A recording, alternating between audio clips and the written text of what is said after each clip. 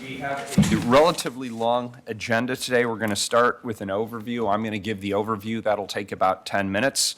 Then we'll have a conversation about the anti-displacement strategy, the Better Housing by Design component, the residential infill project, and then we're going to have a conversation about housing displacement. That should leave approximately 30-ish minutes for a discussion. So let's start with the good news, being that it is now after Labor Day. We all live in an attractive and beautiful city. It's a vibrant city. It's one that's economically successful. That's the good news. It's also on the world's radar. People are moving here at high rates, and more people are coming here by the day to enjoy what we already know are the good things about this community. We're also in the midst of an economic crisis that's widening the gap between wages that people are earning and the cost of services and goods, and that includes housing. So we're seeing more pressure put on housing affordability issues. It is my belief that every one of us, our families, bus drivers, teachers, custodians, people who work in this community deserve to have a healthy and safe and affordable place to call home. We must also be sure that people who are already here in the community can stay in their homes and their communities and not be pushed out by rising rents or development. To ensure this, we need to create more housing and housing options for people with different income levels without making things worse for low-income communities or people of color in Portland. We also know that wealth creation is directly associated with home ownership, and we need solutions to make owning a house viable for all those who would like to own a house. Increasing housing choices throughout our neighborhoods now will provide the opportunity for both current and future generations, our children, to live in our growing city. We need to provide more choices in the city to connect people closer to jobs, reduce commuting times and congestion, and give residents more time with their families and more time to enjoy their lives. Doing so will help us achieve both our climate goals as well as our equity goals. Starting today, I'm bringing actions to City Council that will address the long-term housing demands that we know we face. We're calling this the Housing Opportunity Initiative. This package builds on zoning code changes that are already well underway, which will offer more ways to increase housing options throughout the city. We're also aware that there are concerns about the displacement of low-income households when new development occurs.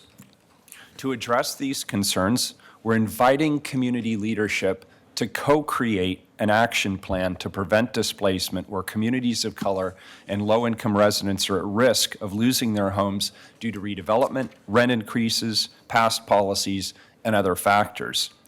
This Housing Opportunity Initiative includes 3 elements.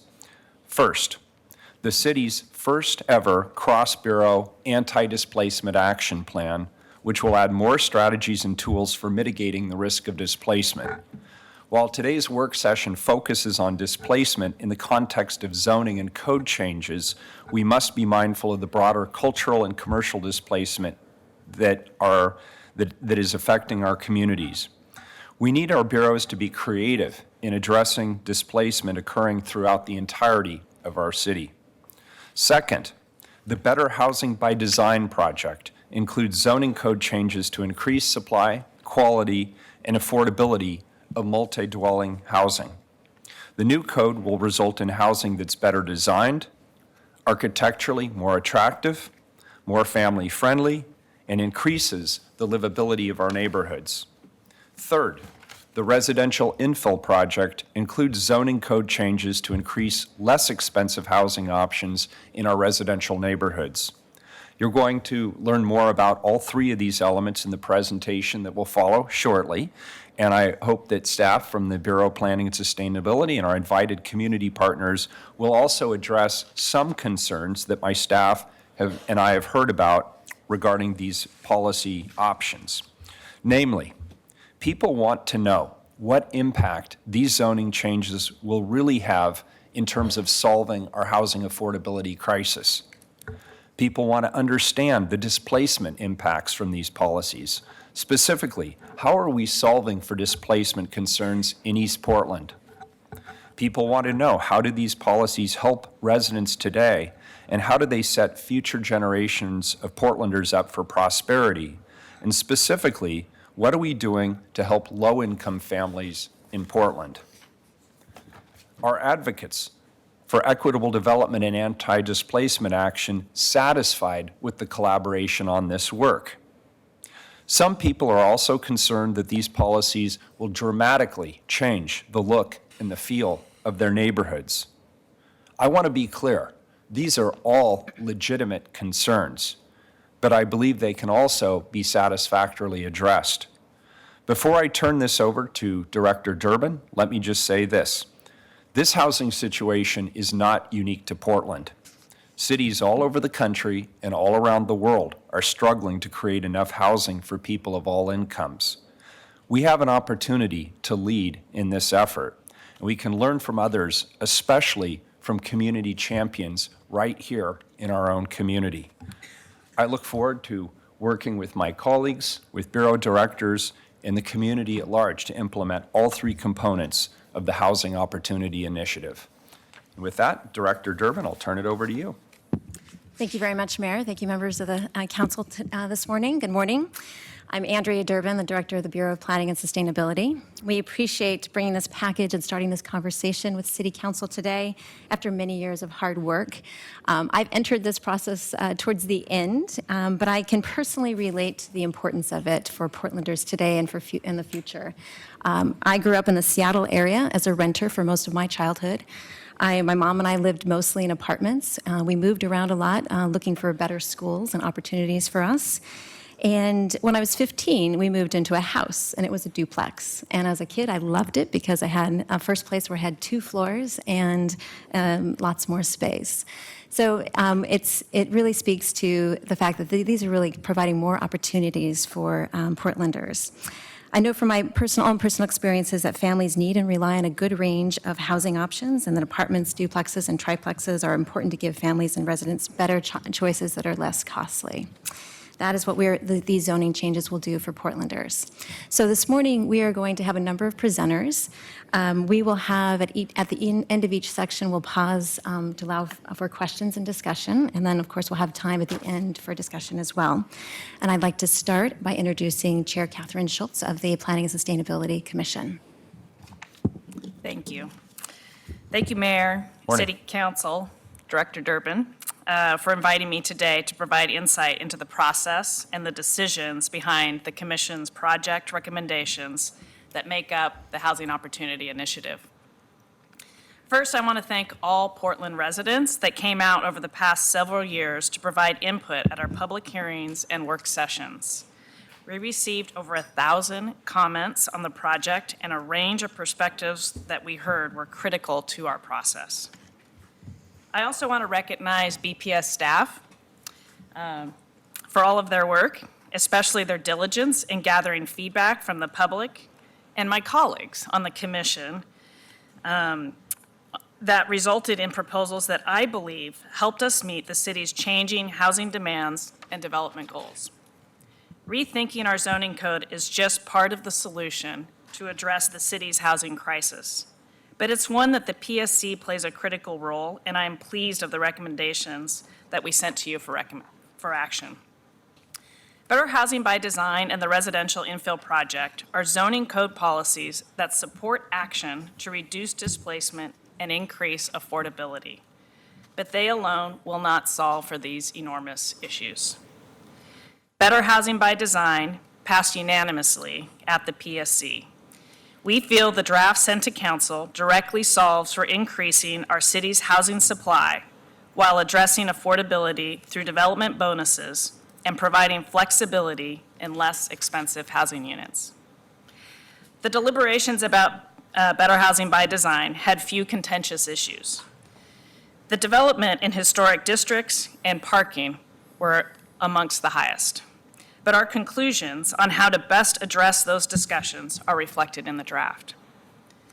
The residential infill project recommended draft represents over 4 years of work that sets out to be an important tool in the effort to address our city's long-term housing needs by allowing more units in our residential neighborhoods at lower cost. The recommended draft seeks to ensure that our neighborhoods have the necessary tools to absorb the projected 20% of the city's population growth in sustainable ways, and what you will act on later this fall is reflective of that goal.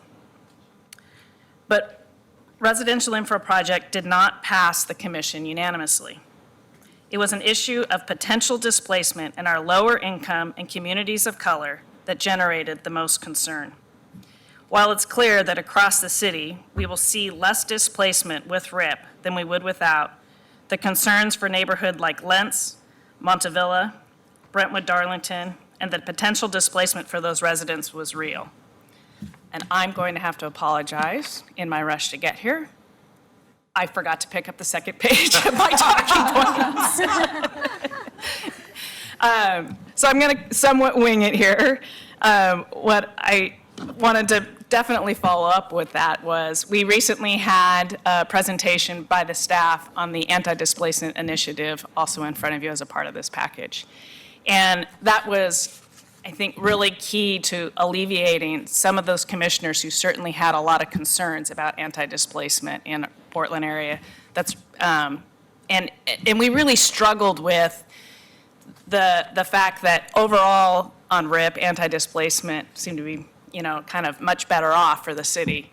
But the fact that there were these certain neighborhoods that we talked about were getting any displacement was very concerning, and we weren't really sure how to deal with that as a commission. It was a struggle. So the anti-displacement initiative that is as a part of this housing opportunities package in front of you, I think goes a long ways towards making us feel better that the city's on track to making sure that all residents in Portland are going to be taken care of.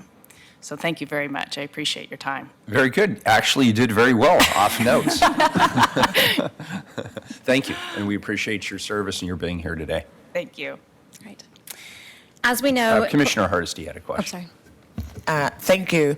I'm curious if you, based on the data we know today, we believe that East Portland is going to be the most impacted area of the city of Portland with RIP and some of the other housing measures that we are discussing.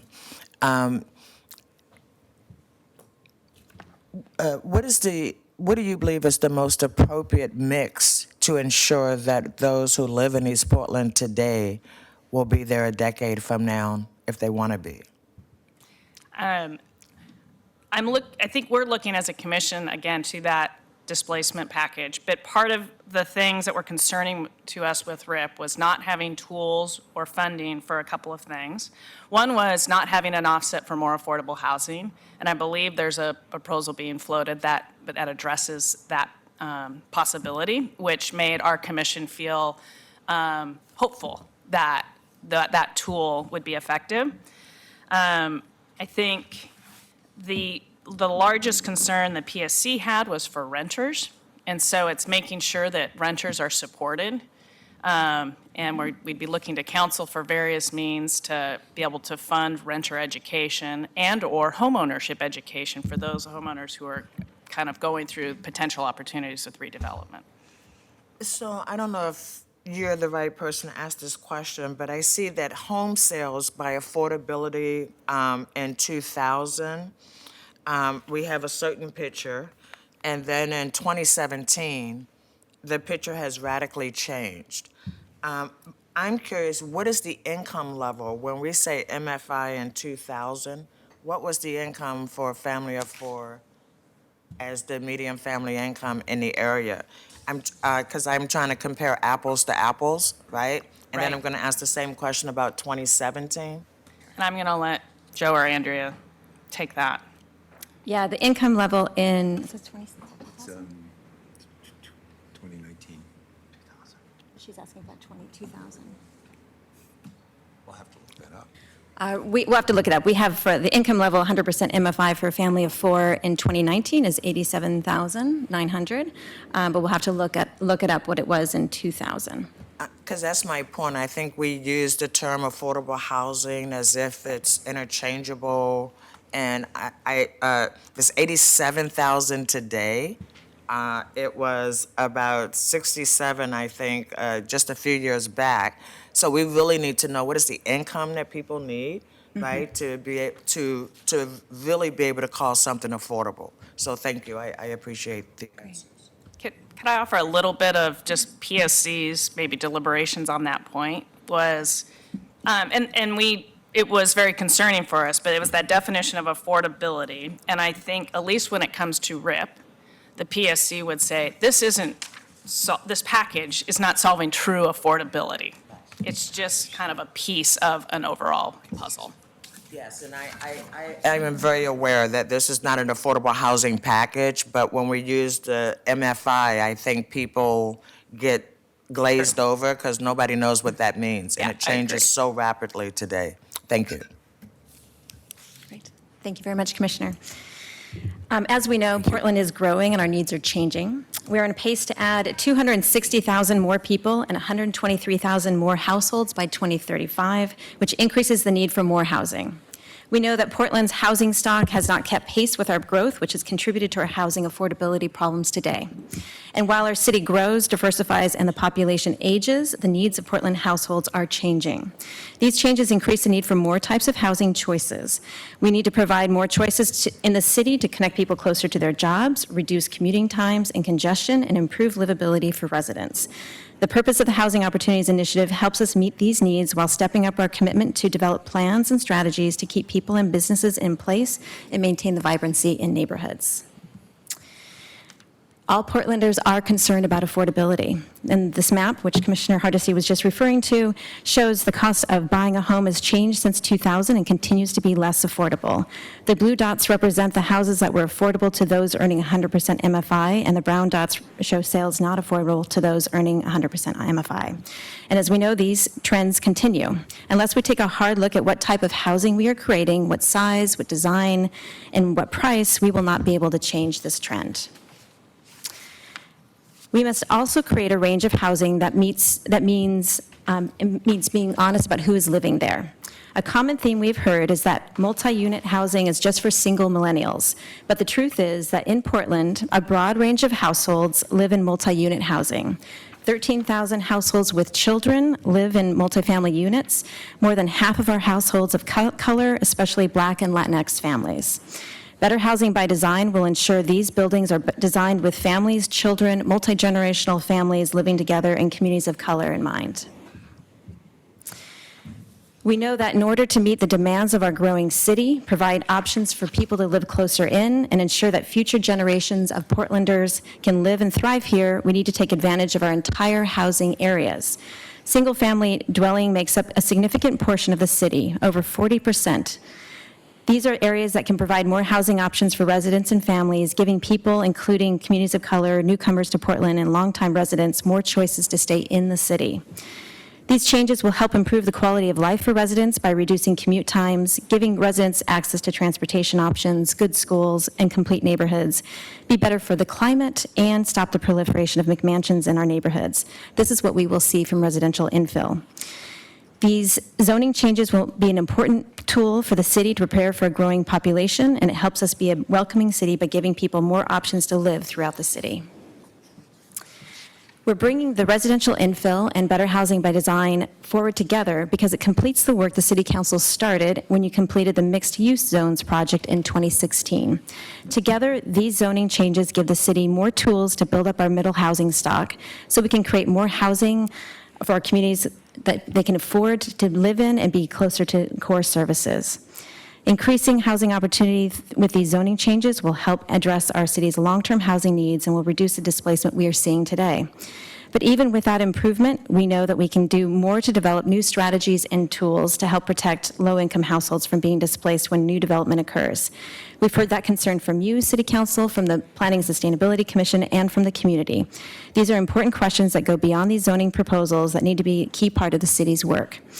Joe Zender, BPS's chief planner, will share more about how, at your direction, we are approaching addressing displacement. So good morning, Commissioners. Joe Zender with the Bureau of Planning and Sustainability. So just to reiterate, what you're going to hear about today is the Housing Opportunity Initiative's 3 parts. The first one that we're going to be talking about is the Anti-Displacement Action Plan. And this springs from work and policies that you all adopted and included into the city's new comprehensive Hey, Joe, plan. could you do us a favor? We're not looking at the screen, so if you just let us know, we're on slide 9 now, but if you just let us know sort of Right, yeah. where you are in the So presentation. slide 10 is what we're launching into. Thank you, everyone. Thank you. You added an aggressive set of policies to the comprehensive plan. Those were brought to the comp plan and the PSC with the hard work of the Anti-Displacement PDX Coalition. And I have Pan Pham here today, who was organizer for the coalition, now is with the Community Alliance of Tenants, to talk about how we got to the place where we're launching this Anti-Displacement Action Plan. Thank you, Mayor Wheeler and Commissioners. I appreciate the time to be a part of this work session. Just to kind of acknowledge some of the work that was done over many, many years. This is definitely on the historic heels of many, many groups and individuals, leaders throughout our community who have been looking at housing injustice in particular and urban injustice and asking the question, who is missing from the conversation? And that's been consistent in the 20-some years that I've been participating in the community. What I've learned from so many of those elders is that we need to continue asking these questions and keeping our leaders, elected officials, as accountable and in relationship as possible. So I'm really excited to be here today to kind of briefly share with you how Anti-Displacement PDX initiated its work and why these 11 policies are here. This has been a long time coming, and that's the acknowledgement of the work and the activism that has been done for so many years, more than 40 or so years here in Portland, to bring us to this point, is that historic discrimination, particularly through housing and development policies, have really segregated our city. And so grassroots groups, back in 2014, there was the draft comprehensive plan at the time was up for update. And a few of our groups, more coordinated and organized and funded groups, were asked to sit down and give input. And I think there was a clear confusion by community-based groups after we did some time taking a look at the comprehensive plan. There was no mention of displacement, housing discrimination, or spatial discrimination throughout the city. And so we got together, initially 17 grassroots groups that were led by either people of color who have been active in their communities consistently, or folks who represent or serve those folks. A significant number of those serving folks in East Portland. And the question there that folks realized was there needed to be more additional technical work done to actually get us to the place where we could actually understand gentrification and displacement. And so that's where you see these 11, and in February, we decided to initiate a campaign to affect the comprehensive plan. And that started at the Planning and Sustainability Commission. And you may remember banners being dropped and young community members coming out in bright pink asking these questions really consistently. What about me, right? What is this city gonna look like in 20 years for me? And also for my grandparents who have lived here and seen the discrimination happen. So we initiated and dropped these 11 concepts or measures that you see here. I'll run through them really, really briefly. Equitably engage people of color and those least consulted or in decision-making process, and that includes poor and working poor folks.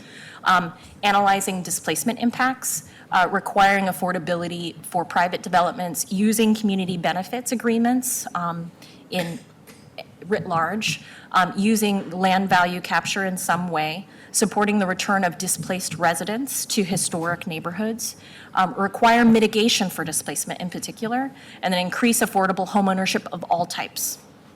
And then using land trusts and land banks as creative tools to capture value for community benefit, and then strengthening tenant protections and also complying with fair housing laws, both state and federal, and applying all of this, these anti-displacement measures, to mixed-use developments that will begin to take up a significant portion of the city.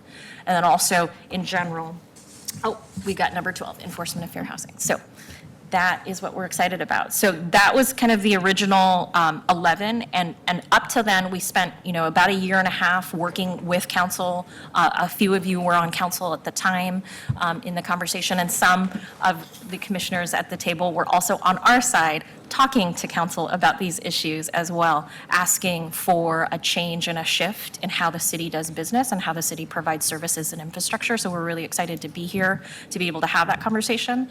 I don't represent anti-displacement PDX. I currently work for the Community Alliance of Tenants, and as a coalition, we work as organizations in coordination with each other. And so whatever questions I can provide or answers I can provide today, if I can't answer them, I'll go back to the coalition and find out who can. But again, we're a group of about 30 and growing community-based organizations that, again, are grassroots-oriented and that really see people power as a part of the solution to addressing community-based work. So speaking of that community-based work, we wanted to kind of lift up a few of the products and data gathering plans that have been developed from the community already.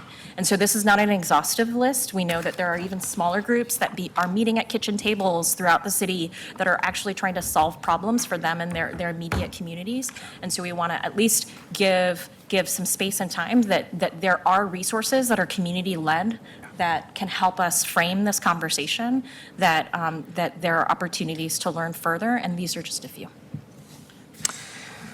So this work that Pam just described had a next step too, which was a work of a city and a group of staff from the city and the Anti-Displacement PDX who went through a process with PolicyLink, an organization focused on equity and equitable development, to take a look at what it means to implement an anti-displacement policies that we adopted. And one of the things that they identified, and it's summarized in slide 12, were next steps to make sure that we as a city had a link between these policies that the community brought forward and city council adopted around displacement, a link between the policies and our actions, and we're holding ourselves accountable.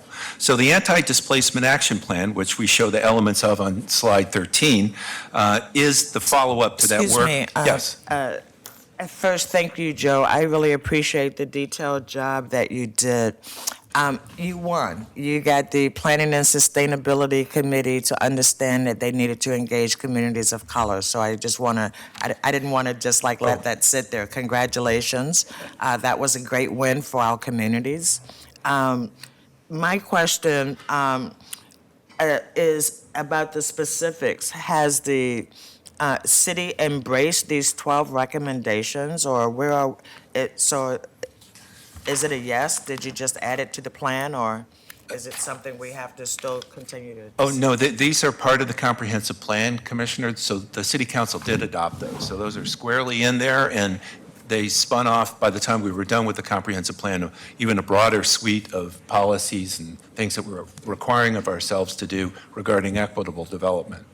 But what we found through this PolicyLink work is that we need to draw a stronger, clearer tie between having those policies and the actions we're taking. So that is what this anti-displacement action plan is all about. And City Council funded it in the last budget cycle to get it started. It's got 3 pieces, and this is what's on slide 13, like the mayor described. First is the strategy itself about the actions and programs that we are using to fight displacement and the impacts of public policy choices and the impacts and investment on communities. We have part of the work of the action plan is to pull that together in terms of the programs and actions that cut across different bureaus. A lot of it's housing, but not all, and give you a tool where we can see what we're doing, what we're spending, what its impacts are, and hold ourselves accountable to that. The second piece really is possibly the most critical piece too, which is shared leadership around this issue. If you see the history of the anti-displacement policy, how it was brought forcefully by the community into the comprehensive plan, we think that this ongoing accountability and monitoring of it, guiding of it, needs that same kind of partnership. So it's a task force that would be co-designed with anti-displacement PDX in the city that brings together members of those community organizations and decision makers from the city to use this to monitor really and track and hold ourselves accountable for the strategy. And then the third piece is that we know that the city and community parts of this partnership are not enough. We got to grow it beyond that. So we're looking at regional resources. This task force and this leadership will reach out and bring in regional partnerships, philanthropic. We have to grow the effort beyond to where we started, but this will help make all that clearer. That's the point of that anti-displacement action plan framework. Specifically on slide 14, the kind of things that are in an action plan are these kind of policies or actions that are shown on this slide. And you see it touches housing. It's about housing preservation, affordable housing production, but it also touches assistance to commercial because displacement takes on that characteristic. It talks about direct assistance in the work you've already been doing to protect tenants. A lot of these actions the cities are already underway with in a significant way, so we're not starting from scratch in preparing this plan. And then on 15, we're just making the point too that whereas a lot of the way we talk about this and the way we're going to be talking about it a lot in the Housing Opportunity Initiative is around housing because that's what those actions are related to. It includes cultural displacement, so when neighborhoods change, the cultural support neighborhoods for those networks for those communities become threatened and can be torn asunder, and also for commercial. So through our work, we plan to stretch beyond just housing. Joe, before you move off that, could I just state the obvious here? None of these are easy, quick, check-the-box items. These are ongoing policy discussions, ongoing action steps, ongoing maintenance, ongoing accountability. Yes, ma'am. And I want to get back to what Pam said, because I felt like we glossed over a great big thank you opportunity there. Your coalition's been there since 2014. You shaped the 2035 comprehensive plan in a way that I think is fundamentally important for the future of the city. And of course, that's the framework. This begins the process of actually identifying the action steps, but it's also got to be over the long term. And I just want to make that really clear to everybody here and now on the record. We're going to be working off of this document for decades. This is a long-term commitment that we're making here. And I just want everybody to be clear about that. Thank you, Mayor.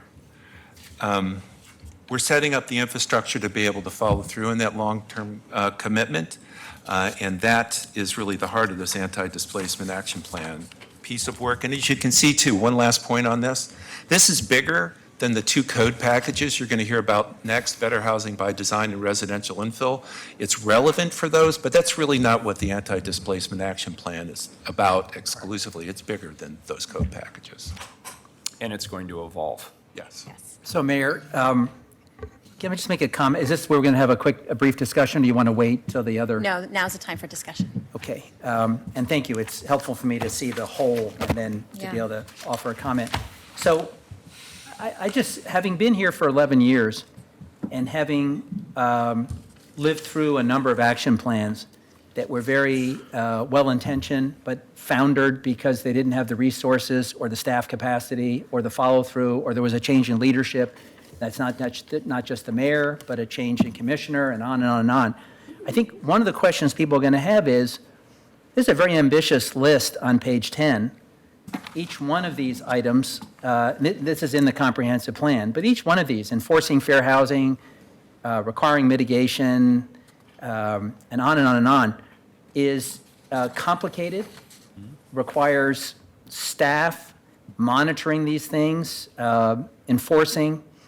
I'm going to have a couple of questions, not necessarily now, but as we go through this process. And one is, who is actually tasked with doing what?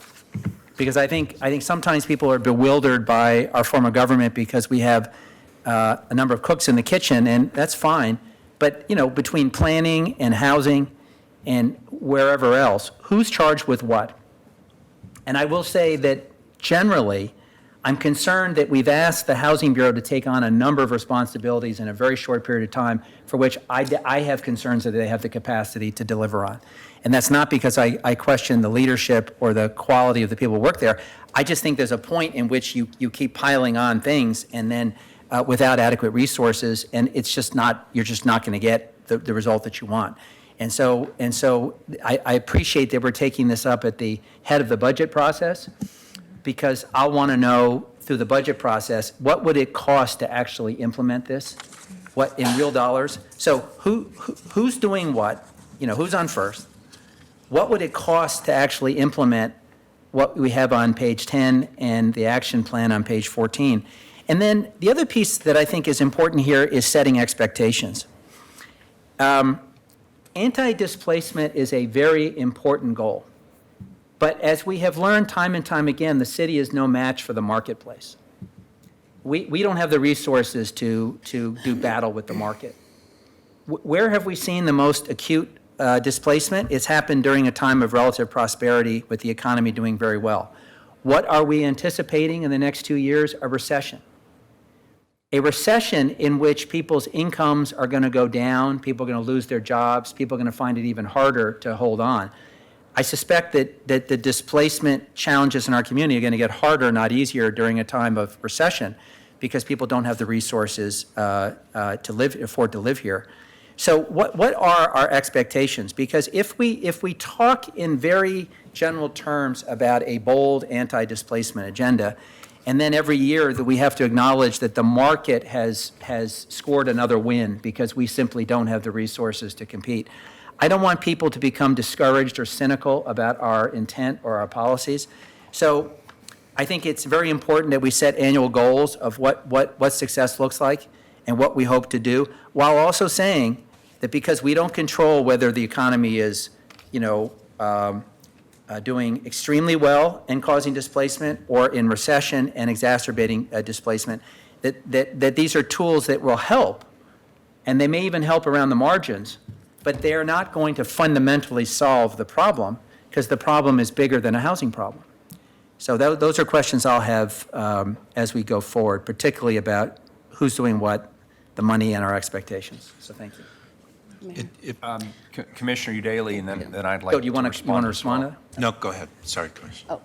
I've said this before, but I want to share it again here. The first time I ever came to testify to City Council was to support anti-displacement PDX and the 11 measures that were ultimately adopted. As I got my bearings at City Hall, I realized we do a lot of great work and adopt a lot of laudable values and goals, and it's really easy for them to slip through the cracks.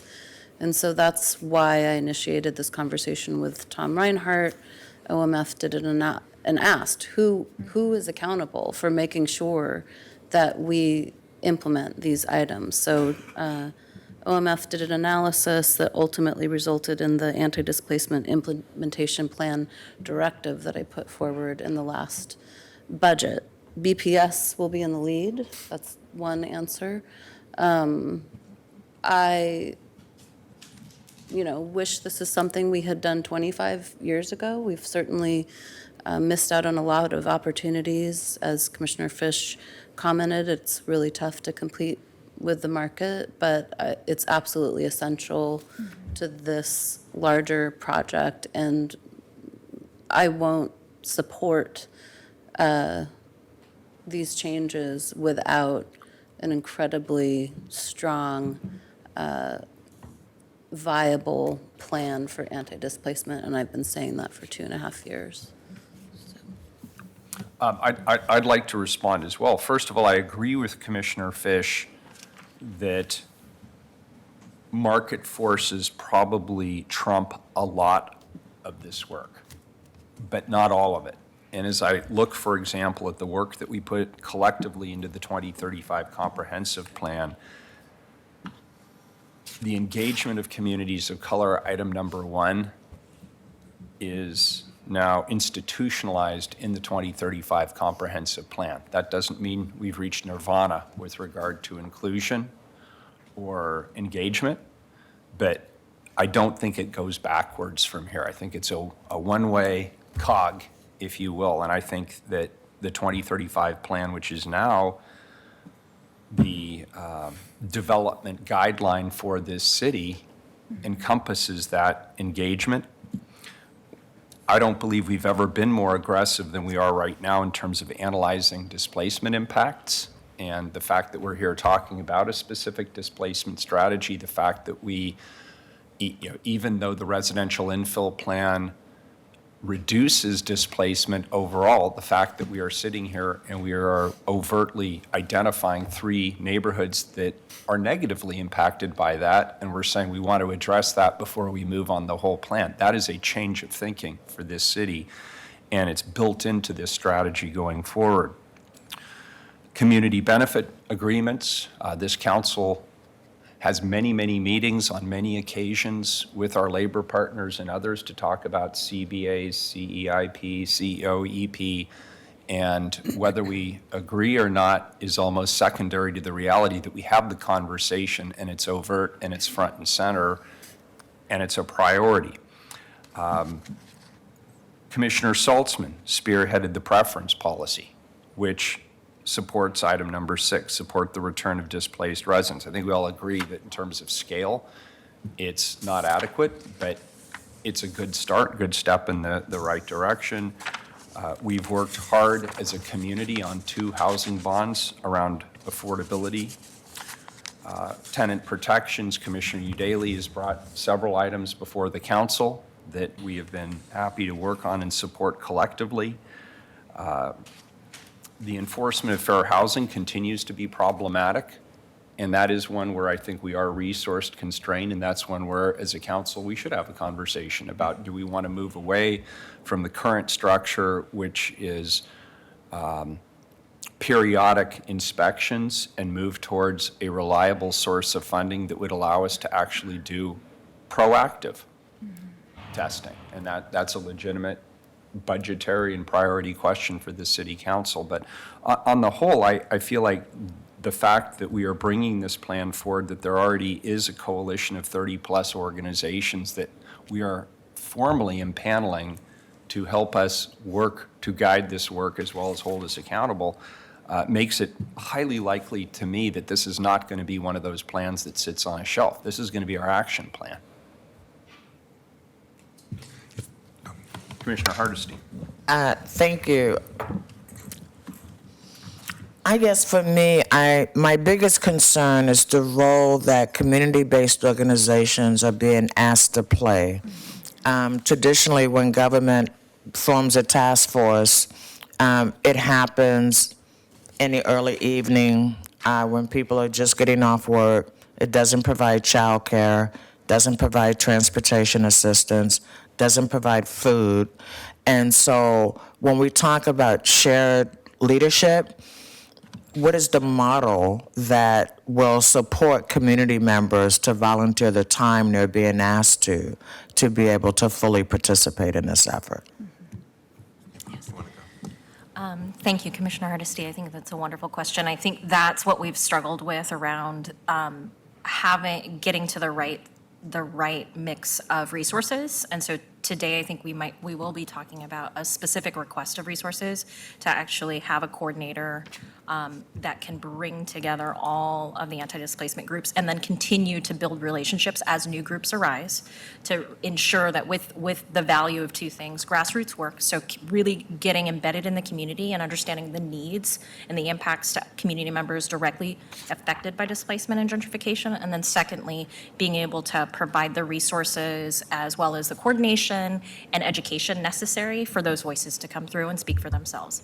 And I think and each of those organizations that are participating, having some resources as well to continue to stay at the table, because many of our organizations are doing this with a lot of passion and spit to get to the table. And so that's kind of part of that ask. And I appreciate, Mayor Wheeler, you expressing this need to make it consistent and over the long term. So this actually becomes a part of the city's infrastructure to engage most impacted or frontline communities consistently. And I might add, as an opportunity to lead in thinking about a just transition away from an economic system that has proven to discriminate and put people in burden. Rather, we'd like to benefit from this beautiful city that we all live in. And I just want to say that though I am very supportive of the big picture vision, I'm always concerned that we overpromise and underdeliver as a government. And so when I look at this list, there's nothing on this list that I don't think is critical. But I wish there'd have been a prioritized list to say this is where we're focusing energy over the next 48 months or 24 months, because my fear is, when you say you're going to do everything, then there's really no accountability to do anything. Right. Well, and if I could just, I appreciate all the comments. What we are trying to do, really, we're calling it an action plan, but it's setting up a process that can go in the long term, that we're just staffing in terms of the Bureau of Planning and Sustainability's role, because you see this work as Housing Bureau and other bureaus, so they'll be the leaders at the table in the task force. And our point is to get the information to you all decision makers so that we can clearly see and where our resources are available, where we maybe needs to shift priorities and set that up for this decision-making body's discussion on an ongoing basis. And are the other bureaus committing resources to implement this action plan? We're just getting started with the organizing of it, but the resources are actually from many of the bureaus. The lion's share of the resources to do the programs is all coming from Housing Bureau or Prosper Portland or others who are in this. Well, again, I don't want to be a broken record here, but who's tasked with doing what? How do we fund it? And we're at the top of the budget process, so we can start talking about are there adequate resources, and do people have the capacity? And I think what you're hearing here is a mix of encouragement about the work. We've had a chance to vote to put into the comp plan these values. The action plan is sound. As the mayor points out, the community coalition is important and the relationships are important. Now we have to deliver, and I too would like to see some prioritization at budget time. I think it's fair to say that in going into a budget, particularly because we're going to have some tough budget conversations in the next couple of years, is setting clear expectations. This year our goal is, this, and this. It may not be everything on the list. It may be that we're not going to get to the fair housing piece for a while, but we may get to some other things. And I'm very open to being persuaded to put our resources in a focused way on some things. I actually believe it's better to go deep and get a win than it is to go broad and get little wins. One of the things that I inherited when I took over the Housing Bureau, when I was first elected, in addition to the fact that our source of funding was divorced from the Bureau and was at PDC, which did not share our values. So the first thing the mayor and I had to do at that point is collapse the funding and marry it with the Bureau. And that took a lot of time. But for those of you who remember, the funding largely did not rest. The primary tools that we needed to do our affordable housing were not at the Housing Bureau, they were at the Portland Development Commission. So we first had to collapse the two and bring the funding in and all the properties. And many of those properties are properties today that we're developing affordable housing, not high-end hotels. But the other thing is, I hired a guy named Steve Novick, who's a very smart person, to come in as a consultant and look at the Housing Bureau budget and tell us what his impression was. And he said, you have 1 million bets on small projects, and none of them which move the needle. Well, that was the approach then. I think it has changed dramatically since then. But we made all these bets on all kinds of things, and we were satisfied with very small incremental change all over the place. And what the council said 10 years ago is, that's not how we want to proceed. We want to go deep in certain areas and move the needle.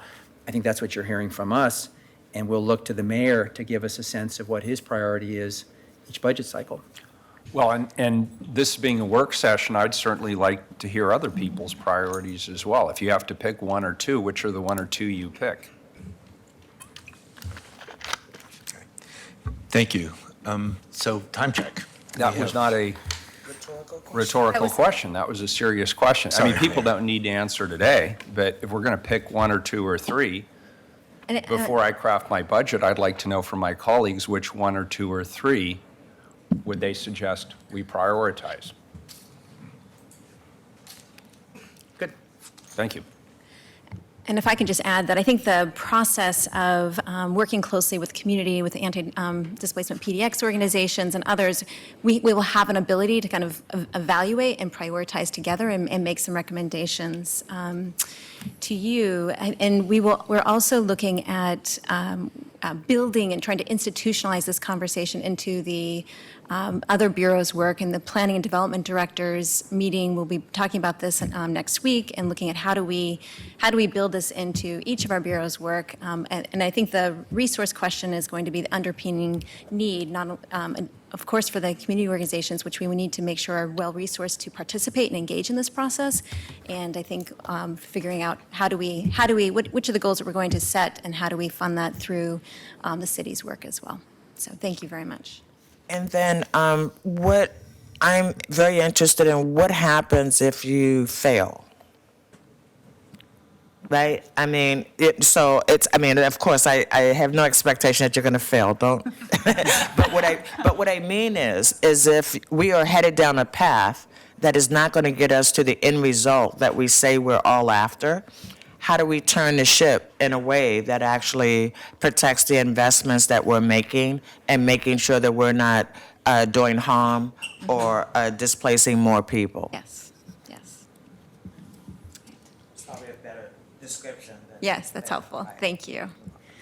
Are we ready to move to the next piece, which is better housing by design? Great. Bill Cunningham. Good morning, Commissioners. Morning. I'm Bill Cunningham, leading our work on the Better Housing by Design project, which is updating our zoning code regulations for our multi-dwelling development. We want to highlight, now that you've been discussing the broader picture, much of which is programmatic, this is focusing on one zoning code piece of the broader puzzle. And if you move on to page 18, that's a map showing the locations of our multi-dwelling zones in blue, and the red is showing where our mixed-use zones are. And one thing to be aware of is that our multi-dwelling zones only occupy 8% of the city's land area, so not a whole lot of land. But when we're talking about expanding opportunities for people to live close to services, close to transit, the multi-dwelling zones are critical. When you look at that map, the blue zoning is either along our transit corridors or near our mixed-use areas. So expanding options for more people to live in these zones really expands options for more people to live close to services and transit. Moving on, to slide 19. I want to highlight some of the things that this project is doing. And first of all, I should highlight that next Tuesday we'll have a more detailed briefing about the components of this proposal. So I'm really going to just be touching on the highlights. But the project outcomes are really focused on bringing our policies into action. This is slide 19. And again, especially being aware of where our multi-dwelling zones are, the proposals are really expanding options for more people to live close to services in these multi-dwelling zones. They really prioritize affordable housing as part of the package of incentives. They focus on not only thinking about how you get more units, but how do you create housing that supports the livability of people living there. And that's through things like thinking about outdoor spaces. So what do you mean when you say affordable? We have a number of efforts that are focusing on various levels. One of our new amendments is intended to really support housing at 60% of median family income. So one piece we're doing is actually trying to get beyond the market-based inclusionary housing to actually focus on providing something that helps affordable housing developers provide more units on their sites. So there's a range of things. I think it's really important that we give the public a number when we say affordable housing, because it's very confusing when we talk about all this affordable housing, but it's affordable at different levels, and it's really helpful for me to know what the number is that we're referring to. Sure. Because the term affordable housing is being interchanged with housing that is not affordable for people to live in. No, that's a very good point, and definitely next Tuesday, we'll have a lot of opportunity to get into the details about that, and the details are critical. Other things we're doing is accommodating additional growth, but also thinking about how that development integrates into the characteristics of neighborhoods. A big emphasis of this project was taking a closer look at East Portland. This is another long time coming thing because we have been hearing concerns about the way development had happened in that part of town. So there's a number of proposals that really directly relate to East Portland. We've partnered with the Bureau of Transportation on looking at ways we can get new street connections as part of new development. So this is really intended to include things that's not just focusing on the inner neighborhoods, but focusing on outer areas as well, such as East Portland. Moving on to the next slide, which is number 20. A key piece of what we're proposing to do is to expand the range of housing options in that 8% of the land area that's multi-dwelling zoned. That first row is showing that really diverse array of housing types we had back before the 1950s in our multi-dwelling zones. You'll see duplexes or fourplexes or courtyard apartments or small apartment buildings, a pretty broad range of low-rise housing types. When we came into modern zoning back in 1959, it really scaled back what could be done. Our most common multifamily zone is the R2 zone, and it's intended for that same scale of development, 2 to 3 story scale, but it's currently based on maximum unit density. And in your typical 5,000 square foot lot in that zone, the greatest number of units you could do is 2 units. In fact, your minimum is 2 units. And your close-in areas, that's typically resulting in a pair of attached houses, each going for $600,000 or more. What the project proposes to do is to instead regulate based on the size of buildings with more flexibility for what happens inside that building. So it could be a range of things, whether it's a duplex, triplex, fourplex, eightplex. And in many ways, circling back to the broader range of options that used to be allowed. The next slide, which is 21. Before you move to 21, Oh, sure. can you just put this in plain speak? Sure. You're in the elevator and somebody says, "What the heck are you guys doing down there at City Hall?" The second row is what you can do today. Correct. The third row is what you propose. What's different? Why do I care? The key difference is regulating by the size of buildings, more flexibility for what happens inside the building. So a building's smaller. The building, each zone is regulated somewhat differently. So There's- in the present, it goes up to 40 feet. In the proposed, I don't quite have my microscope with me, but it appears to be shorter. Is that that's correct? a good catch. I was going to highlight that more next Tuesday, but in that Now lowest highlight scale it now, zone, because I'm in the elevator right now. right, we're tamping the scale down from what could be 4 stories in that smallest multi-dwelling zone, keeping it to more of a 2 to 3 story scale. And that relates to the fact that we have plenty of low-rise housing that fits within that scale. But what we're proposing to do is allowing development to go bigger, but when you go bigger, we're linking it to achieving certain community goods, such as affordable housing. In fact, we have a whole series of development bonuses that are proposed. And so there's a strong linkage here about keeping the base allowances tamped down. If you want to go bigger, the main way you can get there is through various incentives we have related to housing affordability, which the next slide will get into. Thank you. The next slide just lists some of the approaches that are part of our incentives. We have a range of different bonuses that are really intended to address different aspects of affordability. We're expanding our inclusionary housing bonus, but we're going beyond that. We have a proposed deeper housing affordability bonus only available to projects where at least half the units are affordable at no more than 60% of area median income. And so that's a deeper affordability level than our standard inclusionary housing provides. We also have a bonus that's targeted more to family housing development, so development in the multi-dwelling zones that includes 3-bedroom units, and that's targeted at more of a moderate level of income, 100% of median family income. We also have a bonus where if more of your units are designed to be visitable or accessible, so barrier-free, there's some additional scale to allow for often the greater maneuvering space you need when you have wheelchairs or other devices. Another new piece. Sure. On the affordable housing bonus, and we'll get to a conversation later about who enforces it and do they have the resources to do so, but half the units, 60% of median family income, what the bonus would allow the developer to do what? To get basically twice the base allowance that you receive by right, and it allows a greater scale.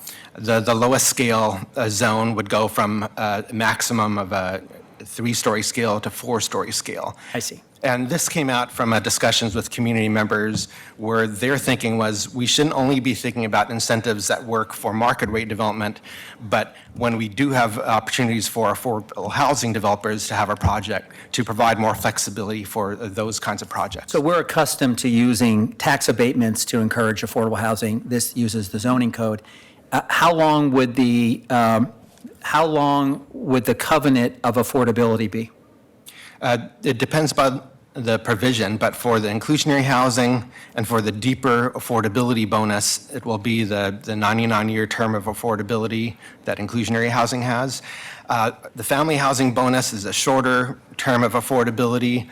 That suggestion came from some of our affordable housing providers who are trying to create ownership family housing that allows families to gain some equity. So there's some different conditions related to the different kinds of outcomes we're targeting for these. Those are things we're familiar with, and as we fine-tune this proposal, the council may have views about, but I'm pleased that you're using the 99 years from inclusionary housing on this proposed bonus and not the 10 years that we often associate with the tax abatement. So that's a much more robust covenant, so thank you. And would the Housing Bureau be charged with enforcing that?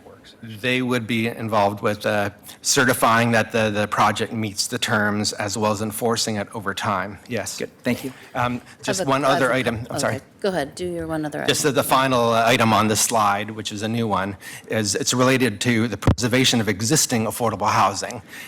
Some of you might know that if you preserve historic buildings and you don't use all the development potential on the site, you could transfer development rights to other sites.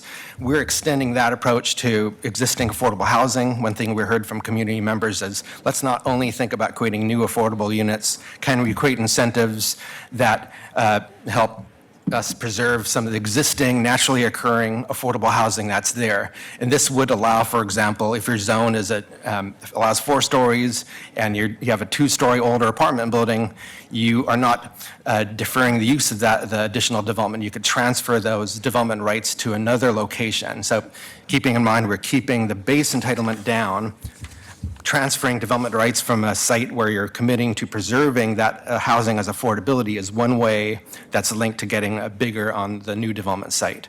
So different from the approaches we've had before, but we were interested in trying this out as a zoning code approach. I just wanted to note a couple things. One, you mentioned one option that would set rents at 100% of MFI, which may not sound important to some people, but average market rate rents are affordable to people earning 120% of MFI. So that's why we're trying to create some housing in that category. I also think it's really important for us to remember that MFI is based on the average incomes of both homeowners and renters have significantly lower income than homeowners. So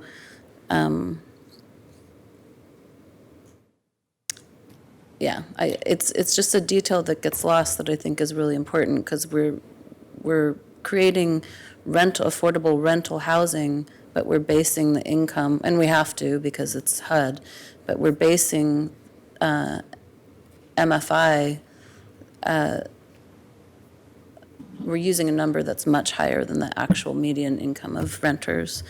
I'm really happy to see that there's still a piece in here around visitability and accessibility. Could you explain a little bit more in detail what the incentives for that are?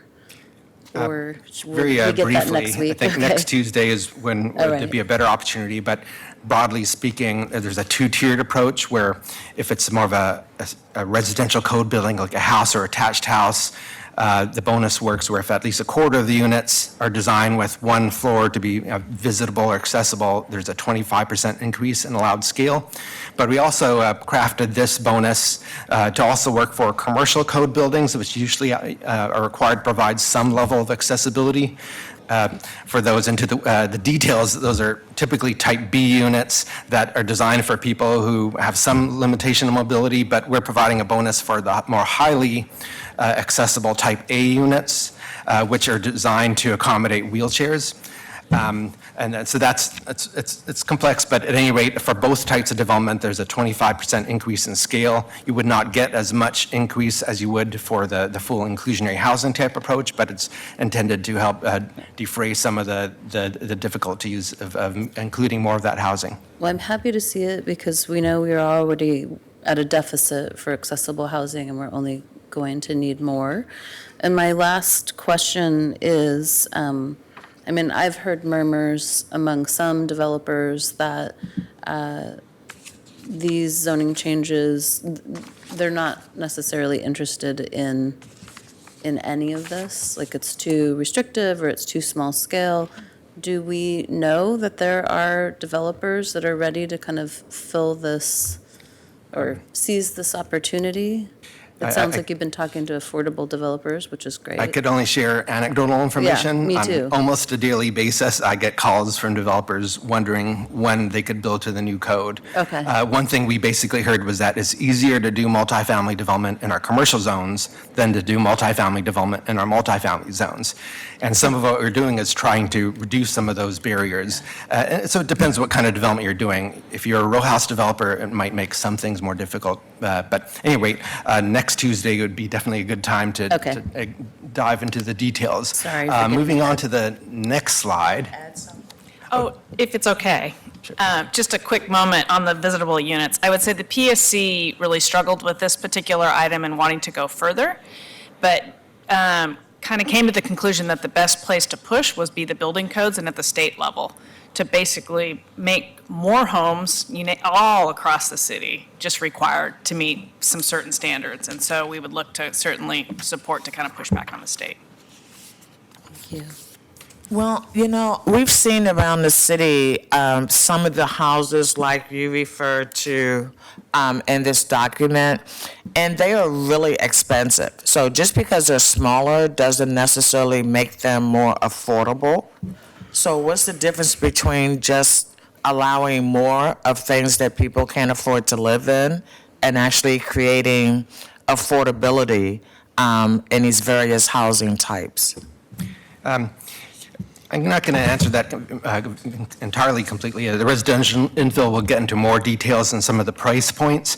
But one thing we have seen is that, and we did some economic analysis, and if you're doing large townhouse units, say each unit at 2,500 square feet versus multiple small units, the rental rates and the sales prices for the smaller units are typically going to be less than the large townhouses. But one thing we're really trying to address too is the market by itself is not going to address all this need. And that's really why for the development incentives, in order to get bigger, it's really linked to providing some affordable units.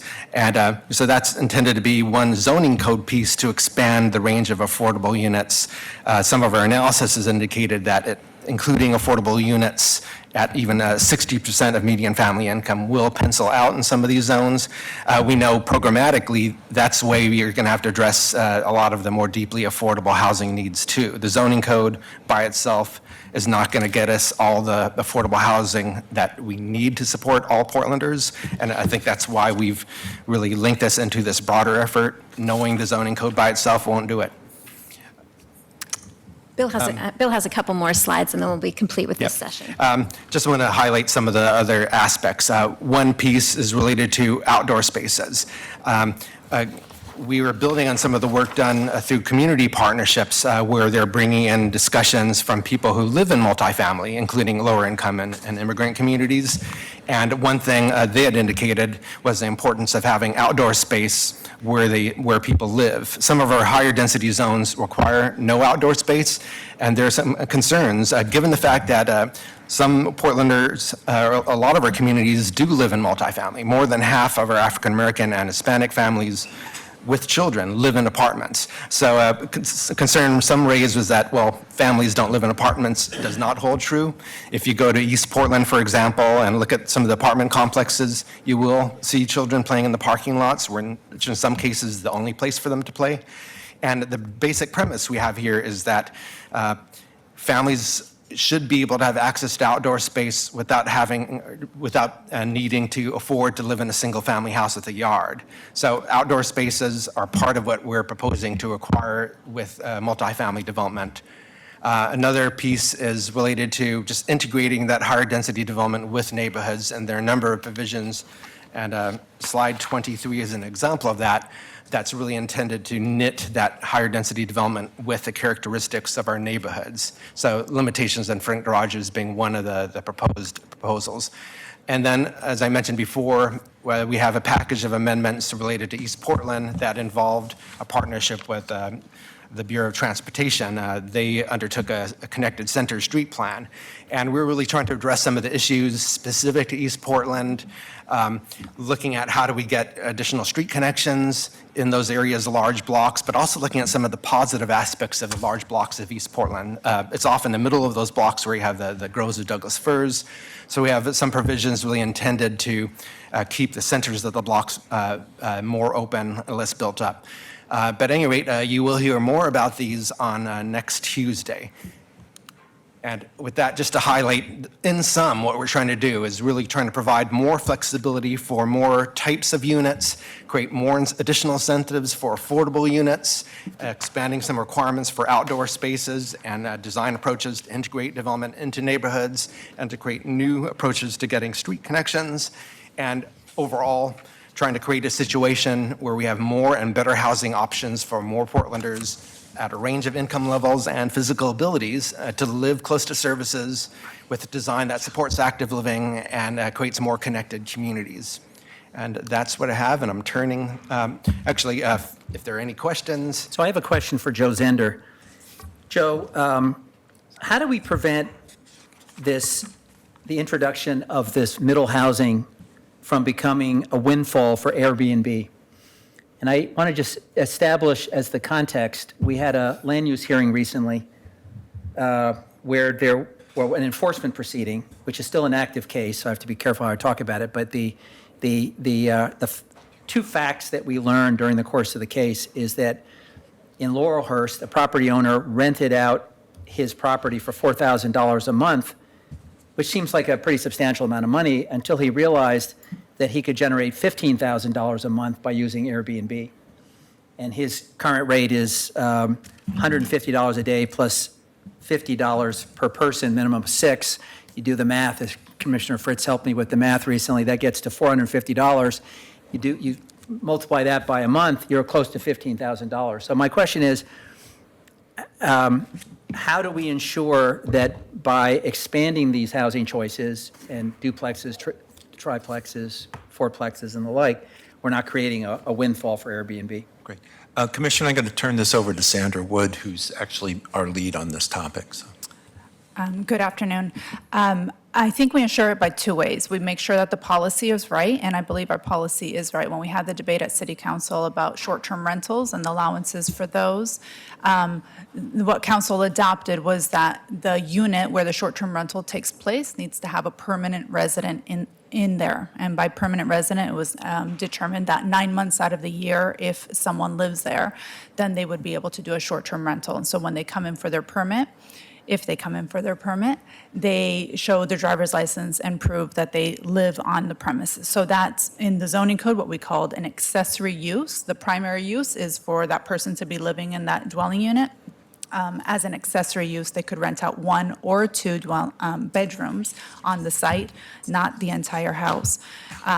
We also know that we need to do a better job with enforcement, and the Revenue Bureau has been working very hard on figuring out the next steps of enforcement. We've also seen in other cities that they've taken up a software program that somebody's developed on basically searching all these internet sites to determine who has a permit and who is operating short-term rental by using Google drive-bys.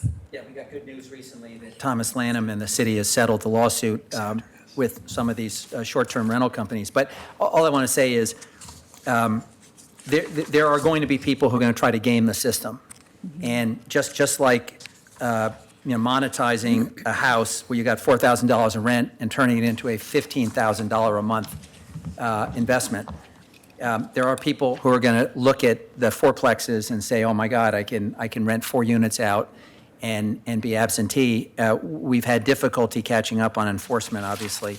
That's going to change a little bit with the new settlement and the disclosure of operators and units.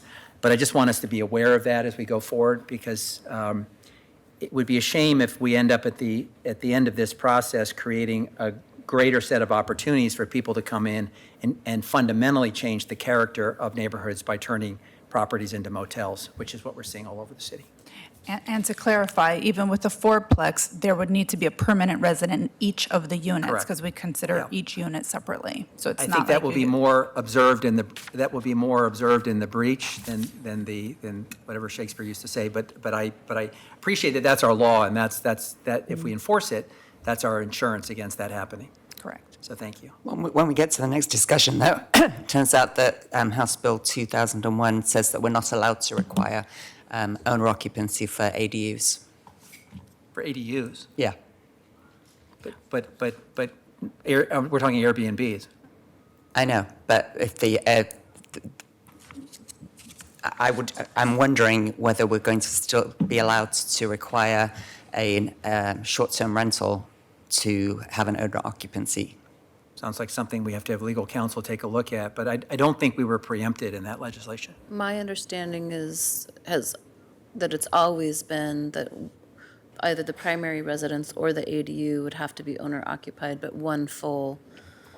Not owner occupied, a resident occupying it. Or resident So a occupied. renter could rent a single-family house and still do a short-term rental. When we had the debate at council, we didn't see any rational basis for distinguishing between renters and property owners.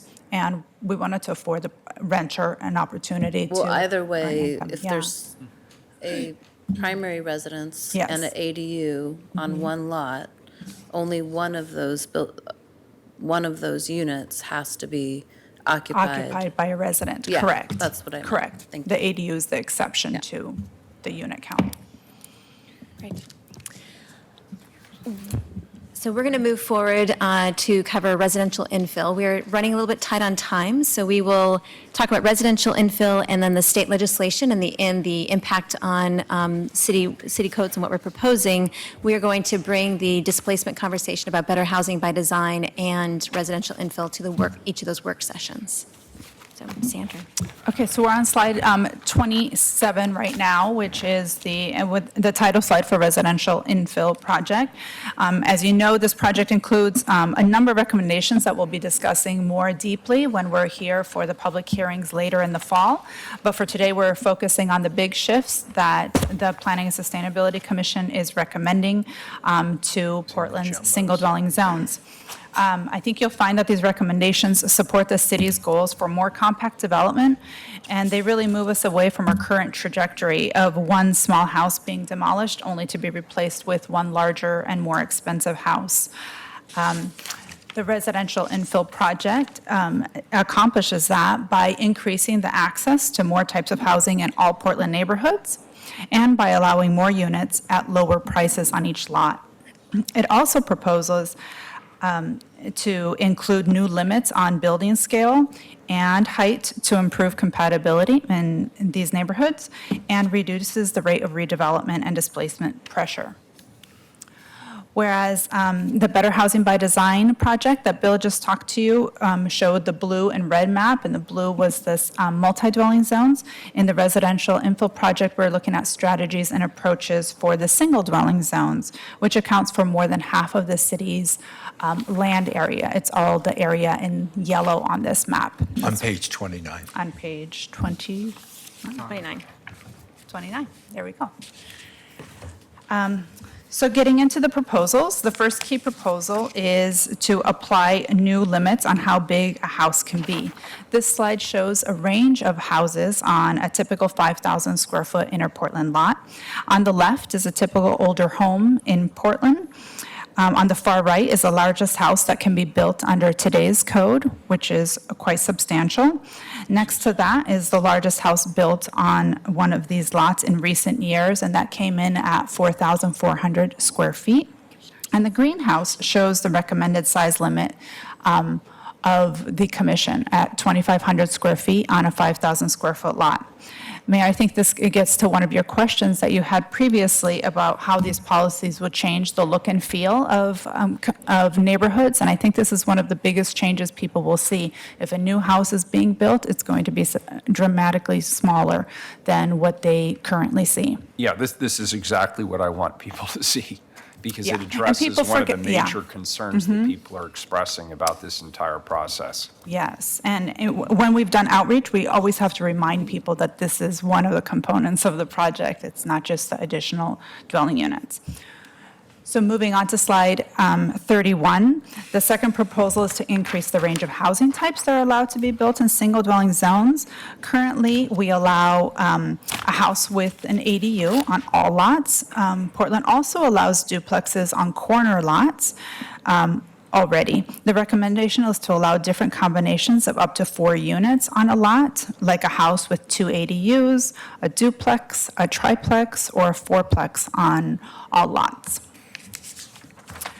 Because we're allowing more units and reducing the scale of development, the commission is recommending that the size be measured by floor to area ratio, which is what's used in all of the other zones. Buildings would be allowed more square footage for each additional unit.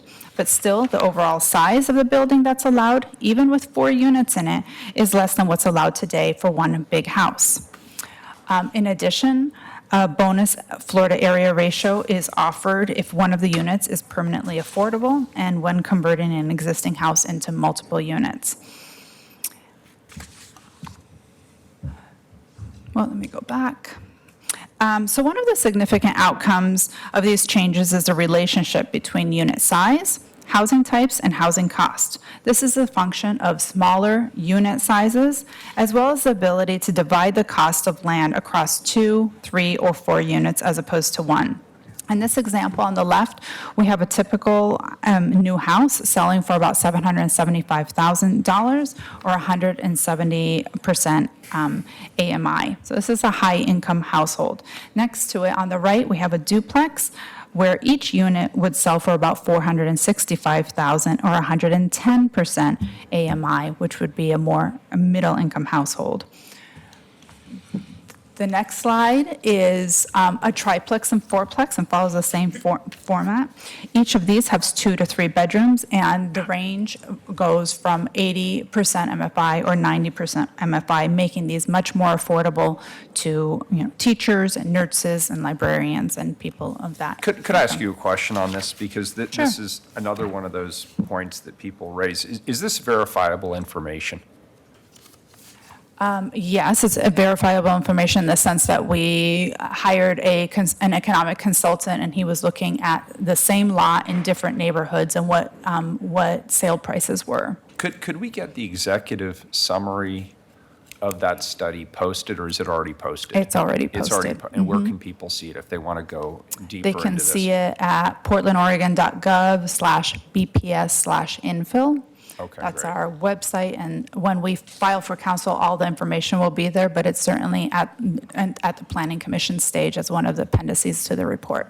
Great, because just from my own, I had some of the concerns that Commissioner Hardesty raised earlier in this conversation, and that study appears to debunk some of that thinking, but I think people need to go and look at it, look at the assumptions, and come to their own conclusions. Yeah, it's great information.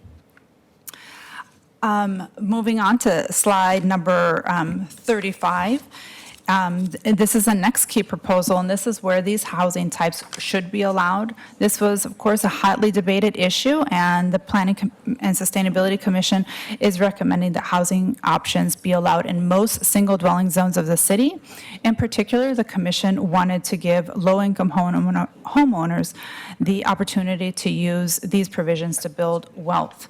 The map excludes areas in the gray. These are areas of the city that are zoned very low density, like R10, R20, because they already have environmental or infrastructure constraints on them. So those were excluded from the map. Isn't that exactly where we want to be encouraging more affordable housing? That's where we want to be encouraging more. If there's no more, they're not completely covered by environmental zones. These are mostly the affluent areas of town, and that's where we want to And be. some of these areas of town also are far from transit, so that was part of the discussion also, that if a family is moving into those areas, that they wouldn't have access to transit necessarily. I would say that there's a lot other parts of the city that don't have access to transit either. Yeah, yeah. So these are the types of discussions that we had at the Planning Commission. So they basically eliminated the areas in gray, which were already very low density zone, and they also excluded the pink areas, which is the new overlay zone called the Z overlay, which are areas of the city that are zoned R5 and R7, which would be eligible, but they're either in the 100-year floodplain, were identified on the natural resource inventory, or where landslide hazards had occurred. Sandra, if I could just, since we're abbreviating the presentation today, I just want to make sure to mention, out of the work and the discussions that anti-displacement PDX and others concerned about the affordable housing parts of residential infill, there's another amendment that we're going to be asking City Council to consider this winter when we bring residential infill to you, and that's under current proposal, we cap it at 4 plexes, 4 units on a lot. This amendment would increase the possibility for a slightly bigger house with up to 6 units in that house if half of those units in the house are affordable at 60% median family income. So we were not able to come up with, through the regular process, what we thought was an incentive for affordable housing. This one's been identified. We're going to put it on the table, offer it up for deliberation for City Council. It's not enough incentive to incent a private sector developer necessarily to develop the affordable housing on one of these lots, but it makes it more competitive for an affordable housing developer to do so. And you're going to have the opportunity to hear from a couple of those developers today. Thank you. So it's currently 3,500 square feet for a 4-plex. Do you know what it would be for a 6-plex? I think we're thinking 4 is approximately it. Those are pretty small units. Yes. And what analysis has been done about water and sewer capacity? If we increase the number of families living there by 6, who pays to increase the size of the water and sewer mains? We've done that work for all of residential infill, and we can present those findings as part of the work session, but we found that capacity, the capacity that was mostly, that capacity exists, and through system development charges can be maintained. That was not an issue that we identified. Transportation was a little more touchy, and we'll explain that in the work session. And finally, this is the last proposal we wanted to share today, is that in addition to increasing the housing types allowed on standard lots, the commission is recommending to rezone half of the historically narrow lots from R5 to R2.5. They are currently platted at R2.5. And then on the remaining ones that are 25 by 100, that will remain R5 zoning. They would allow for development as a pair of attached houses, but would be a smaller scale than that allowed in the R2.5 zone. And this would allow for more homeownership opportunities because those sites are already subdivided and easily sold. So in summary, for residential infill, the proposal is to allow for more housing types at smaller scale and scaled by number of units and allowed everywhere. That results in more and less expensive units with increased diversity of housing types that reduces the rate of redevelopment and displacement pressure. And if we could, Sandra, if you can cover the state legislation, and then we can open up for questions after that. So we know there's lots of questions about the state legislation. In June of this year, the state passed two pieces of legislation that impact the residential infill project. House Bill 2001, which is sometimes called the Middle Housing Bill, and Senate Bill 534, which is probably a little lesser known, but it is about the platted lot. So beginning with House Bill 2001, it directs all cities that are above 10,000 people to allow duplexes everywhere, basically everywhere we allow a single house. And it requires that larger cities like Portland also go further to allow triplexes and fourplexes and cottage clusters in some locations within each single dwelling zone. For residential infill project, we've already come a long way in complying with House Bill 2001 in that the proposal is to allow duplexes everywhere and triplexes and fourplexes in most zones. But the residential infill project goes further, of course, by using the Florida area ratio tool and doing the size limits on the lots, adding siting and design for garages and parking, which the state doesn't require us to do, and including a number of incentives to encourage the retention of existing houses. That doesn't mean that we're through complying with House Bill 2001. We need to do a follow-up project to because the bill applies to all single-dwelling zones, so that would be the R10 and R20 zones that were gray on the map, and that's not included with residential infill. It also requires us to re-examine our requirements for our regulations about cottage clusters and allow those by right, which residential infill does not. So we'll be coming and doing a different project to bring those forward. I'm curious, what problem was this legislation trying to solve? I think most cities in Oregon, it's not just City of Portland, where we're having affordability issues. So that's one of them, the affordability problem statewide. Most cities have devoted a considerable amount of space to single-dwelling zones, and the more you exclude people and development from those areas, the more pressure it puts on areas that do allow for multiple dwelling zones. And Mayor and City Commissioners, we have heard a number of concerns about residential infill zoning changes, and so we have two community leaders that we'd like to come up to the table and share their perspectives. Adam Lyons, Executive Director of the Northeast Coalition of Neighborhoods, and Steve Mazzanetti, the President of Habitat for Humanity of Portland. Thank you both for joining us today, and they'll be able to share their perspective on the residential infill project as well, and then we'll open it up for questions. Great, thank you, Director Durbin. Thanks, welcome for being here. Thank you. Thank you.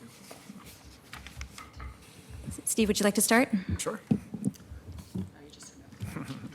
Again, Steve Mazzanetti, CEO of Habitat for Humanity, Portland Metro East, and we were, along with our colleagues around the state, advocating for House Bill 2001, and thrilled to see that pass. We believe that'll have a huge impact throughout the state, especially for what Habitat for Humanity is able to build, which is a homeownership organization that's focused on helping families under 60% median income purchase homes. So the ability to put more units on a single lot. We found over the years really that R2 zoning is what fits best for a developer like us, and there's just not enough of it. So this opens that up for us to be able to be developing and competing. I think the devil will be in the details in terms of how that plays out. What I'm mostly interested in, though, is actually not how, like Joe mentioned, that a number of these changes would really be good for habitat and enable us to do more, but we're never going to solve the problem. So how can we get the market to accomplish some of the needs we have? Kind of back to the issue, how do we take advantage of those good times in the market where there's a lot of development happening and have that meet some of the need?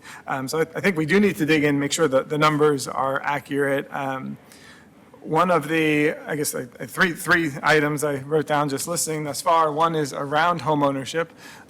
While we are constantly advocating for opportunities for under 60% median income families, I think we need to be careful. I saw the sixplex requirement would be half of the units are under 60% MFI. When we look at a 99-year affordability and that permanent affordability model for homeownership, it's, while a house might get priced at 60% MFI, there's really a need for that affordability long-term to be up to 80% for it to work. So I think we need to be careful about some of the way that gets structured and who we're trying to serve. Again, we throw out these numbers, but a single parent with 2 kids making $50,000 a year is at 65% MFI. 2 minimum wage workers with 2 kids is making 65% MFI. So when we're talking about families, that 60 to 80% group is really a key group as well that we don't want to count out of this model, especially around homeownership. And the Metro bond, I think, is an example where the rules for homeownership are up to 80% versus the rules for rental, which are up to 60%, which I think is worth looking at here. Another mention for homeownership, I don't think we've worked into this yet, how we might make these units. So Steve, can we just make sure I understand this, because I think you're making a very important point. Are you suggesting that on the housing and the affordability bonus that we talked about earlier, it should come in 2 flavors? If you intend to be a rental building, it can be 60% and 99 years, but if your goal is to have home ownership, it should be bumped up to 80%? Still 99 years. 99 years. But you're saying that you're saying that at the front end, the developer needs to show his or her hand if it's rental or home ownership, and depending on what is contemplated, you would bump up the MFI to 80% if it's home ownership. That's right, and that's correct. That's how the inclusionary housing currently is working. There's different percentages of income for the different types. You're the expert on this. I wanted to see how it would effectively work. And what about the scenario, though, that could happen, I suppose it theoretically could happen, where a developer says, okay, I want to do rentals at 60% of median family income, and 10 years later says, I want to convert these to home ownership opportunities. How would that work? I think the same way, it would be the annual certification of who the home buyer is. We'd bump it up to 80 at that point. Allows it up to 80. That's right. Thank you. And I think the important point would be all of the homes we build now are sold to families under 60%, but the permanent affordability, long-term affordability allows up to 80%. So can I just ask you, because Commissioner Hardesty asked a question a while ago that was in the back of my mind trying to find an answer, and I didn't have one. Your homes in Cully sell for what? Just ballpark. Say 200,000. So 200,000. So you're really coming in at an attractive price point for a working family at 200,000. And since you also are pretty good at canvassing the market, the other day when I was going to the Charles Jordan Community Center and I drove by Columbia Pool, and I saw all the skinny lot homes that had just been put in on that street, and they were very attractive, blending with the community. What are the price points on those? You're talking about Habitat homes? No, just market. Oh, market, probably 400. 400. Okay. So our homes are appraising at 400 that we're selling for 200. I see. Yeah, Okay. so that's Thank about you. that fine. Thank you. And then the final item was the tax abatement is also a challenge where it expires in 10 years. I think we've heard this many times, especially on the homeownership side. If the tax abatements could be tied to the affordability lengths, that would make a big difference. Talk to the county. Happy to. But overall, I think the residential infill will make a big difference. It's not going to solve all our problems, especially for the lowest income families. But I think it has the potential of opening up some of the first-time homeownership opportunities, which are really a clog in our current housing continuum. Great. Thank you very much, Steve. Thank you. Adam. Hi, thank you for the opportunity to be here. My name is Adam Lyons. I'm from Northeast Coalition of Neighborhoods, and this is not an area of expertise for me. I'm reading a policy statement from our board, so please don't ask me any difficult questions. Looking at you, Hardesty. So, thanks again. This is a really important issue. In 2017, NECN adopted housing affordability as our top land use priority. This aligned with the 2035 comprehensive plan, strong commitment to equity by increasing the amount of affordable housing built in Portland over the next 20 years.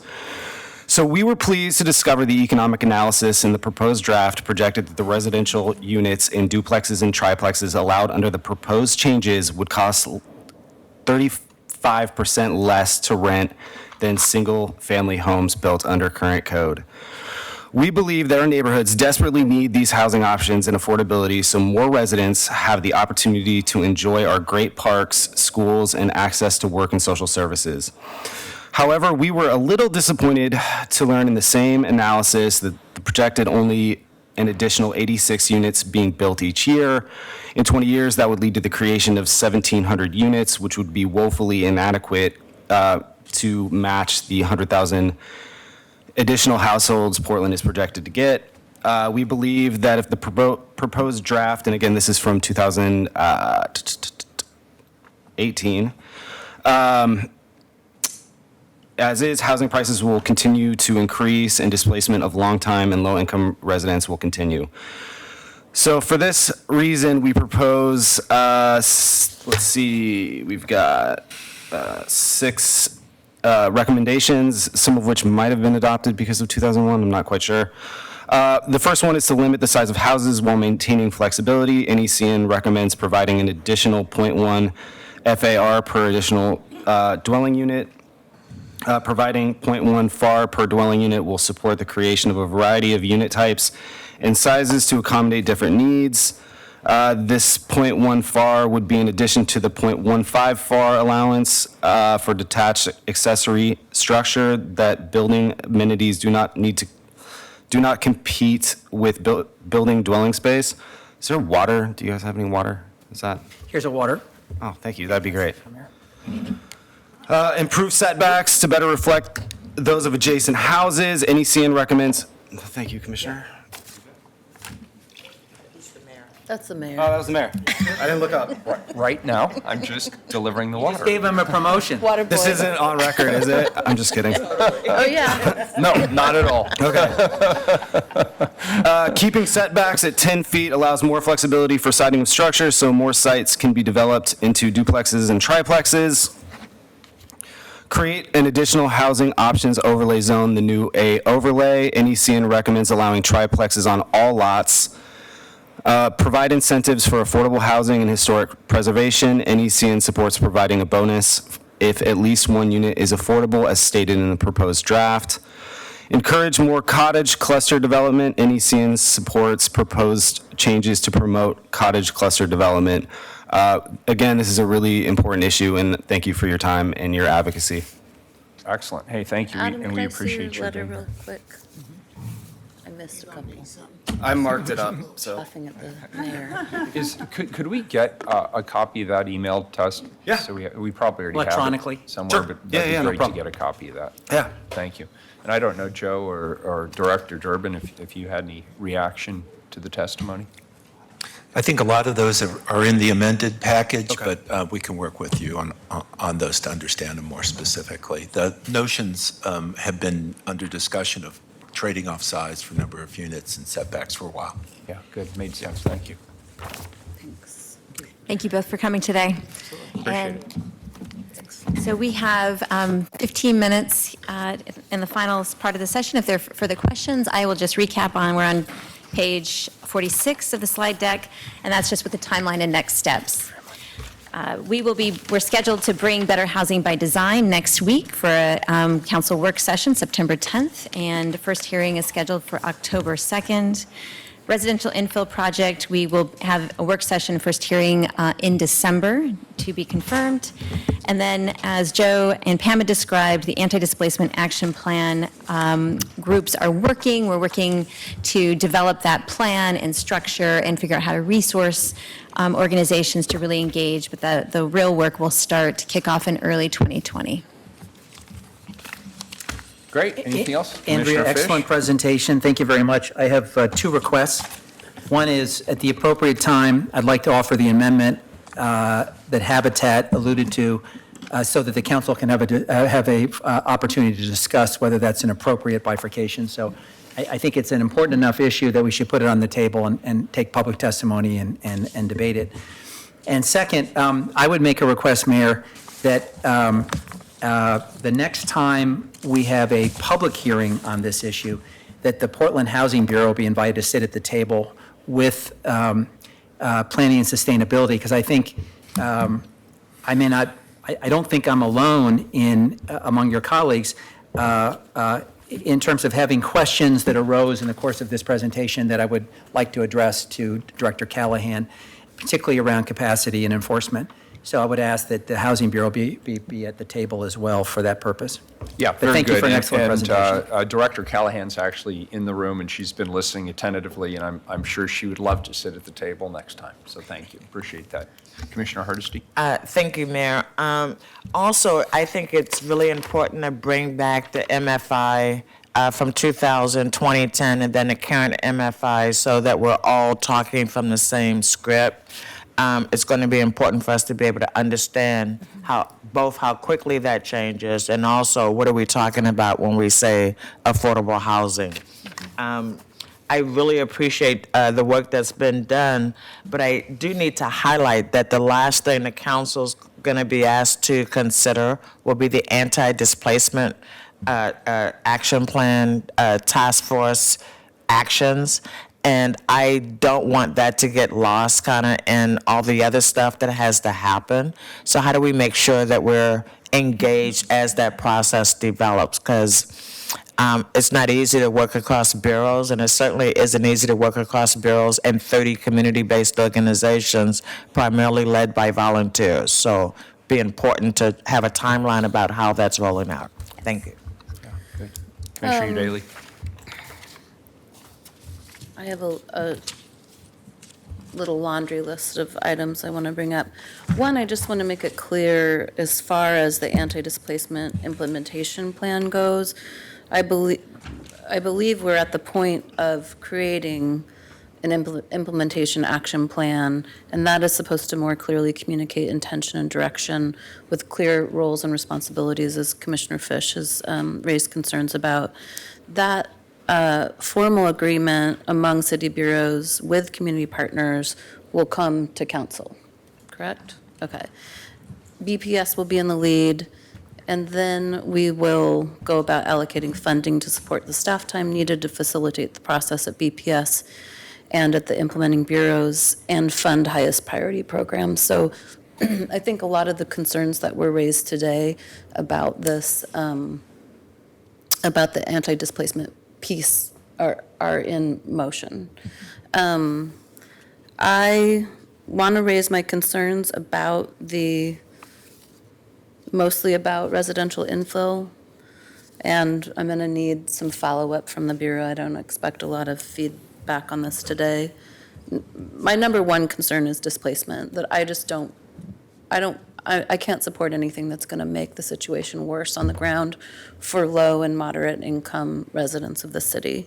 Two is the number of units generated. I'm really hoping 86 per year is no longer the estimated number, but I need an update on that.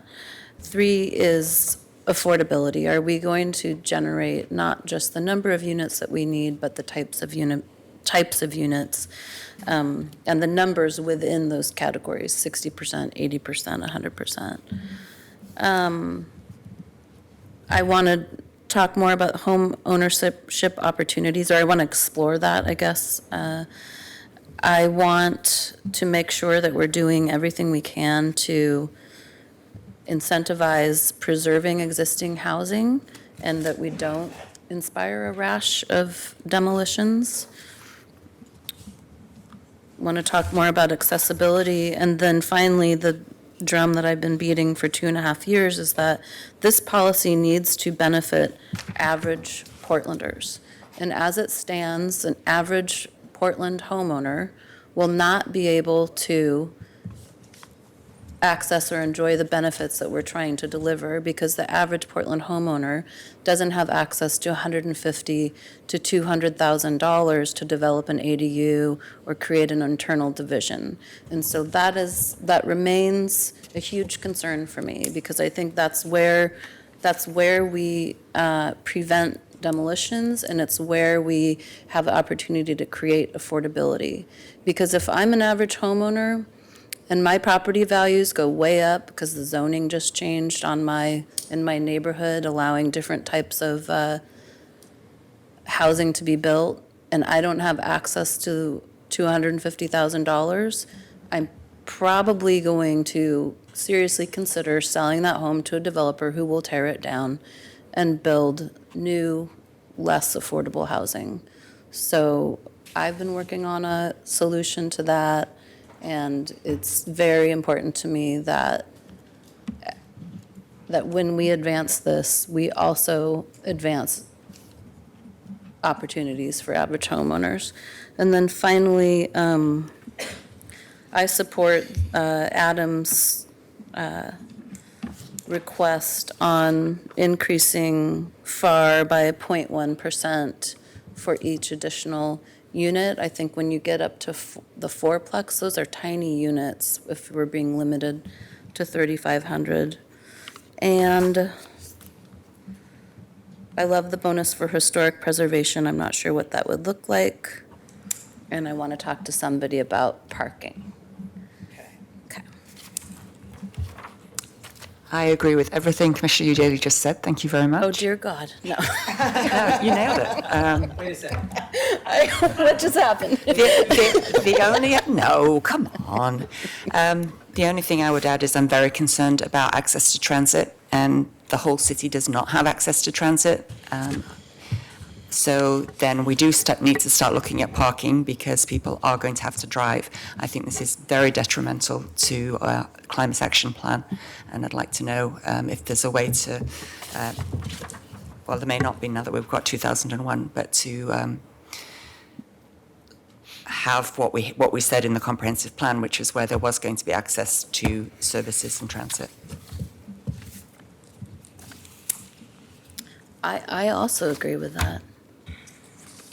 Very good. So on that note, thank you. Excellent Thank you. presentation. Thank you, everybody who gave a presentation today, and thank you to those who came in from the community. We appreciate it. To be continued. We're adjourned.